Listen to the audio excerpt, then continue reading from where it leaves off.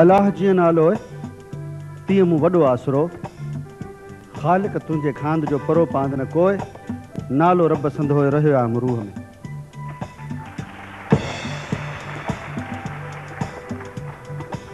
मुंहिंजा साईं अदब क़ौमुनि जे मुस्तक़बिल जो तयन कंदो आहे। उहे क़ौमूं जेके अदब में तरक़ी कंदियूं आहिनि, शाहूकार हूंदियूं आहिनि, उन्हनि जो मुस्तक़बिल शानदार हूंदो आहे। ऐं अदीब सॼी क़ौम जी सूंहं हूंदो आहे।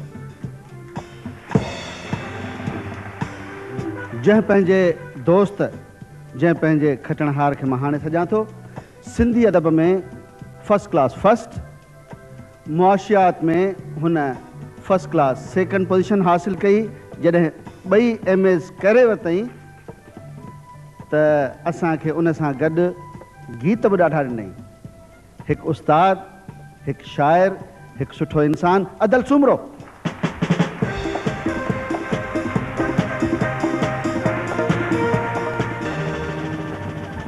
अवां डबल MA कई आहे, सिंधी अदब में फर्स्ट क्लास फर्स्ट, मुआशियात में फर्स्ट क्लास थर्ड पोजीशन। अच्छा, असां सोचूं पिया हींअर त तव्हां जा गीत जॾहिं ॿुधंदा आहियूं त असां इहो रुगो सम्झंदा आहियूं त तव्हां रुगो शाइरी कंदा आहियो, पर पोइ ख़बर पई त तव्हां उस्ताद बि आहियो, मुअल्लिम बि आहियो। असांखे ख़ुशी आहे। जीअं असांजे दोस्तनि जे चहिरे ते तव्हां हीउ मुर्क ॾिसो पिया, मां सम्झां थो इहो तव्हांजे गीतनि जो असरु आहे। अव्हां शाइरी कयो था जेका साईं, उनजो महवर छा आहे, बुनियाद छा आहे? साईं, अदब जेको आहे मजमूई तौर ते क़ौम जे एहसासनि जी तर्जुमानी कंदो आहे। ऐं जॾहिं बि को शाइर जेकॾहिं हू पंहिंजा दाख़िली जज़्बा बि बयानु थो करे त उहे बि ॼण त मजमूई तौर ते हिकिड़ी क़ौम जी तर्जुमानी हूंदा आहिनि। छाकाणि त शाइर बि मुआशिरे जो हिकु हिसो आहे ऐं जंहिं मुआशिरे में रहे थो, समाज में रहे थो, उन्हनि हालतुनि जा असर, उन जा अक्स उन जी ज़िंदगी ते पवनि था। इन करे मुशाहिदे जी कुवत, तख़युल या जेके ॿियूं फ़नियूं ख़ूबियूं थियनि थियूं पियूं, उन सभु मिलाए शाइरीअ में, तंहिंखां ई पोइ वरी एहसासनि खे हिकिड़ो रंग रूप मिले थो पियो ऐं उहे एहसास जेके आहिनि ॿिए खे मुतासिर करे सघनि था पिया। इन करे जॾहिं बि को लेखक या शाइर पंहिंजा एहसास बयानु थो करे त उहे अणसिधी तरह ॼण त उहे पंहिंजे समाज जी अकासी हूंदी आहे।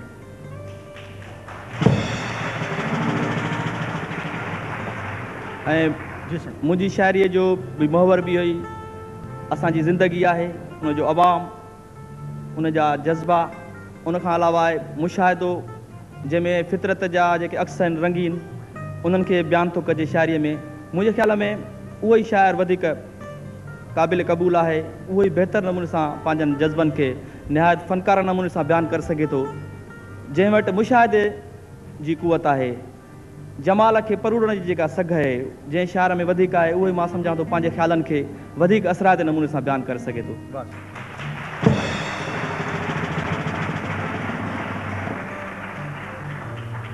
अदल साहब, तव्हां खां मां इहो पुछणु ज़रूरु सम्झंदसि त अदबी दुनिया में तव्हांजी शुरूआति कीअं ऐं कॾहिं थी? असल में मां जंहिं ख़ानदान में जनमु वरितो उहो को वॾो इल्मी अदबी घराणो कोन हो। मुंहिंजो वालिद साहबु असांजो क़दीम हुनुर आहे, अजरक, उन जो धंधो कंदो आहे, अजरक छिरींदो आहे। स्कूल में पढ़ण दौरान असांजो हिकु उस्ताद हो मोहतरम मुमताज़ मुग़ल साहबु, जंहिं असांखे नसीहत कई त तव्हां पंहिंजो वक़्तु विञाइण बदिरां बहितर आहे त शागिर्दनि खे कुतुब खाननि में वञणु घुरिजे, किताबनि जे वेझो वञणु घुरिजे, छो त इहे किताब ई आहिनि जेके इंसान खे उनजी तमीर में, उनजी तरक़ीअ में वॾो किरदारु अदा था कनि। सो लाइब्रेरी में वञणु थींदो हुयो, उते मुख़्तलिफ़ रिसाला पढ़बा हुआ ऐं किताबनि ॾांहुं इहा हिकिड़ी दिलचस्पी पैदा थी।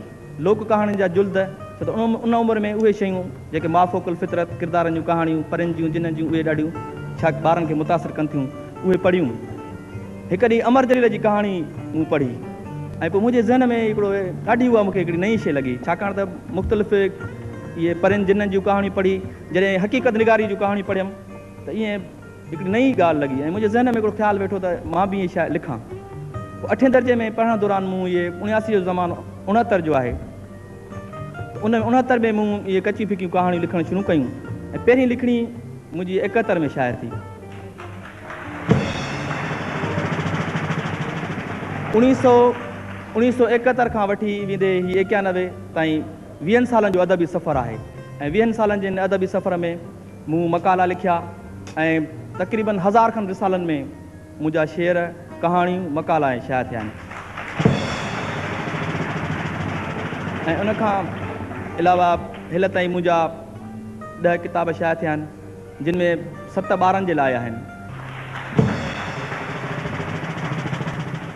ॿारनि जे अदब खे अहमियत ॾियण जो को ख़ासि सबबु?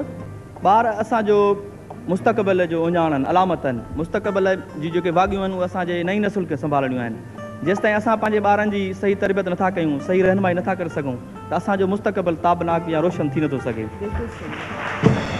ऐं ॿी ॻाल्हि इहा आहे त साईं त जेसि ताईं असांखे जीअं असां दावा कयूं था त असांखे पंहिंजी ॿोलीअ सां मोहबत आहे, शाह लतीफ़ सां मोहबत आहे, त उनजो अमली सबूत हुअणु घुरिजे, सिर्फ़ु ज़बानी सबूत न हुअणु घुरिजे।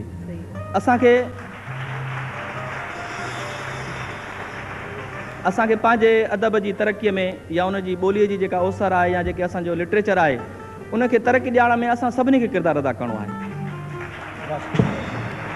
पर अफ़सोस सां चवणो थो पवे त असांजा सिंधी अदब जा पढ़ंदड़ तमामु घटि आहिनि ऐं इहो वॾी ख़ामी इन करे आहे त छाकाणि त असां ॿारनि जी अदब खे अहमियत नथा ॾियूं।